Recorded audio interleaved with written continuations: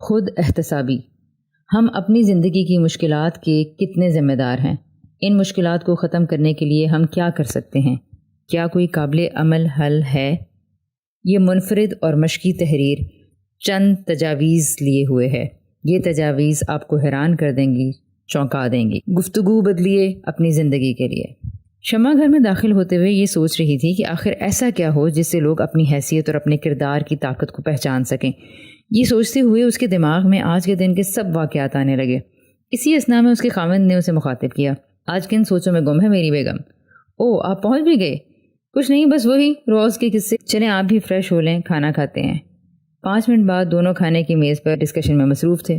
شمع اور عاصم ہر روز اپنے دن کی روٹین ایک دوسرے سے شیئر کرتے تھے، اور وہ دونوں نہ صرف اپنی زندگی کو خوبصورت بناتے تھے بلکہ ان کے حساس مزاج اور محبت کے باعث وہ لوگوں کو امپاور کرنے، اپنی خامیوں اور غلطیوں کو اون کرنے کا میسج بھی دیتے تھے، مگر اس انداز میں کہ لوگ خود اپنی زندگی، اپنے جملوں اور اپنی ذمہ داریوں اور جواب دہی کے بارے میں سوچنے والے بنے۔ اس سلسلے میں وہ دونوں اکثر اپنے سٹاف کی فرمائش پر چھوٹے چھوٹے میسج کارڈز اور پیمفلٹس ڈیزائن کرتے۔ کچھ سال پہلے ان لوگوں کی فرسٹریشن پر مبنی بحثیں ہوتی کہ ہم لوگ گھروں اور آفیسز میں بیٹھ کر واویلی کرتے ہیں کہ ملک کے برے حالات ہیں، لوگ کرپٹ ہیں، کام چور ہیں، خائن ہیں، لوگ بے حس ہیں، ملاوٹ اور مہنگائی ہے، اسکول ٹیچرز، والدین ایک دوسرے کی نظر میں غافل ہیں، سسٹم میں بگاڑ ہے، سب کو دوسروں کی ذمہ داریاں تو پتہ ہیں مگر اپنی غلطی کی نشاندہی کوئی بھی نہیں کرتا۔ یہ ہم نے کیسی تعلیم پائی ہے کہ دوسروں کے صرف فرائض اور اپنے صرف حقوق یاد رہتے ہیں؟ لہٰذا انہوں نے گفتگوؤں کی تہ میں جا کر تجزیہ کرنا سیکھا اور چھوٹی چھوٹی مؤثر کاوشوں میں مصروف رہتے۔ شام کی چائے پر وہ دونوں اپنے پیمفلٹ کے مواد جمع و مرتب کرنے میں مصروف تھے۔ آج کے پیمفلٹ کا نام تھا گفتگو بدلیے۔ صبح 7 بجے سے 4 بجے تک جو جملے ان دونوں نے سنے وہ لکھتے گئے۔ ان کے خیال میں یہ جملے کسی اور طرح سے بولے جانے چاہیے، کیونکہ ہر جملہ جیسے لوگوں نے بولا اس میں ان کو یہی احساس ہوتا کہ وہ خود کچھ نہیں کر رہے، سب کچھ حالات کر رہے ہیں۔ اس تبدیلی کے بعد پیمفلٹ کی تحریر کچھ یوں تھی: کیا آپ کے حالات خود بخود بگڑ رہے ہیں یا روزمرہ کی سچویشنز میں آپ کا بھی کوئی کردار ہے؟ اگر تو سب خود بخود ہوتا ہے یا آپ کے بس اور کنٹرول سے باہر ہے تو پھر تو واقعی آپ کی ذمہ داری ختم، کیونکہ آپ کا تو کوئی کردار ان سچویشنز میں ہے ہی نہیں۔ اسی لیے جب ذمہ داری نہیں تو جواب دہی کا احساس بھی نہیں۔ لیکن اگر روزمرہ کی صورتحال میں آپ کا ارادہ اور اختیار بھی شامل ہے تو یقیناً آپ اپنے حالات اور اقدام کے لیے خدا کے ہاں جواب دہ ہیں۔ آئیے خود کا محاسبہ کریں اور سوچنے کو تیار ہوں۔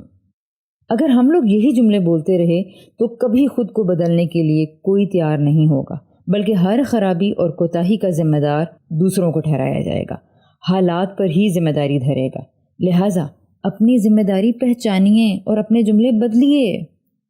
مثال کے طور پر پہلا جملہ تھا: اس ٹریفک رش میں بندہ کیسے ٹائم پہ پہنچ، جس کو یوں بولا جانا چاہیے: ٹریفک رش کو بھانپنے کے باوجود میں اپنے سفر کرنے کا وقت تبدیل نہیں کر رہا، یا روز ٹریفک کے رش آورز جاننے کے باوجود میں اسی وقت نکلتا ہوں۔ آج بچوں کی وین چھوٹ گئی اور ہم لیٹ ہو گئے، میں لیٹ سونے کے باعث صبح اٹھی نہیں اور یوں بچوں کی گاڑی نکل گئی اور وہ لیٹ پہنچے۔ زمانہ ہی ایسا ہے کہ نیکی انسان کر ہی نہیں پاتا۔ نہیں، میں اس زمانے میں نیکی کرنے کو مشکل سمجھتا ہوں۔ نیکی کا تو زمانہ ہی نہیں رہا۔ فی زمانہ نیکی کرنے کی قیمت دینے کو میں تیار نہیں ہوں۔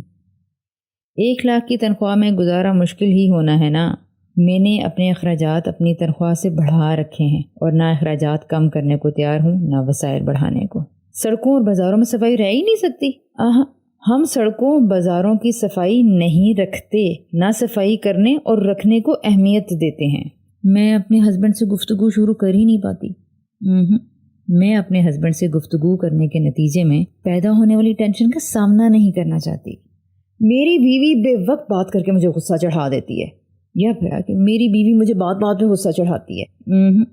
میں اپنے دماغ میں سوچے بیٹھا ہوتا ہوں کہ میری بیوی کو کسی اور وقت بات کرنی چاہیے، اور اگر بیوی کو وہ وقت معلوم نہ ہو اور وہ بات کر دے تو میں یکدم بھڑک اٹھتا ہوں، غصے میں آ جاتا ہوں۔ آج دودھ ابل گیا، میرے نہ دیکھنے کے باعث دودھ ابل گیا۔ مجھے باس کچھ بھی کہتے ہیں تو مجھے تو ٹینشن ہو جاتی ہے۔ میں باس کی باتوں کو یہ درجہ دیتا ہوں کہ وہ مجھے بالکل ٹھیک جج کر سکتے ہیں، اور میں اپنی کام کی نوعیت اور وجہ جاننے کے باوجود اپنے باس کی ڈانٹ کو زیادہ اہم گردانتا ہوں اور سیلف ڈاؤٹ کرنے لگتا ہوں۔ اور یا پھر یہ کہا جانا چاہیے کہ میں انسانوں کی رائے اپنے بارے میں اتنی سچ سمجھ لیتا ہوں کہ میں اپنے دماغ اور اپنی صلاحیتوں پر شک کرنے لگتا ہوں۔ مجھے تو گھریلو حالات کی وجہ سے ڈپریشن ہو گیا ہے۔ میں نے گھریلو حالات کو نہ سمجھنے کے باعث اپنے سوچنے کی صلاحیت پر کام نہیں کیا، یا پھر میں تعمیری انداز میں سوچنے کو تیار نہیں ہوں۔ گرمی کی وجہ سے میرا تو میٹر گھوم گیا اور بچوں کو ڈانٹ پڑ گئی۔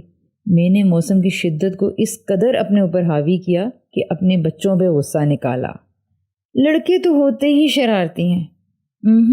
ہم لڑکوں کے مخصوص مزاج کو درست مانتے ہیں۔ جوانی میں تو ہر بچے سے غلطیاں ہوتی ہیں، لڑکے الٹی سیدھی حرکات کر جاتے ہیں۔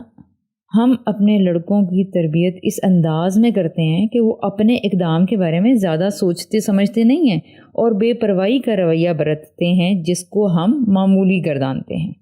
اس معاشرے میں اکیلی عورت کی عزت محفوظ رہنا بڑا مشکل کام ہے۔ ہم اکیلی عورت کے آگے ڈھال بننے کو تیار نہیں کہ اس کی حفاظت کریں، یا پھر ہم اکیلی عورت کو کمزور سمجھ کر اس کی حفاظت نہیں کرتے ہیں۔ ابو پرچہ اتنا مشکل تھا کہ میں اس میں فیل ہو گیا۔ میں اپنی پڑھائی ایسے نہیں کرتا کہ مشکل اور مختلف سوالوں کے جواب دینے کے قابل ہو جاؤں۔ امی میرا فٹ بال آج پھر گم ہو گیا ہے۔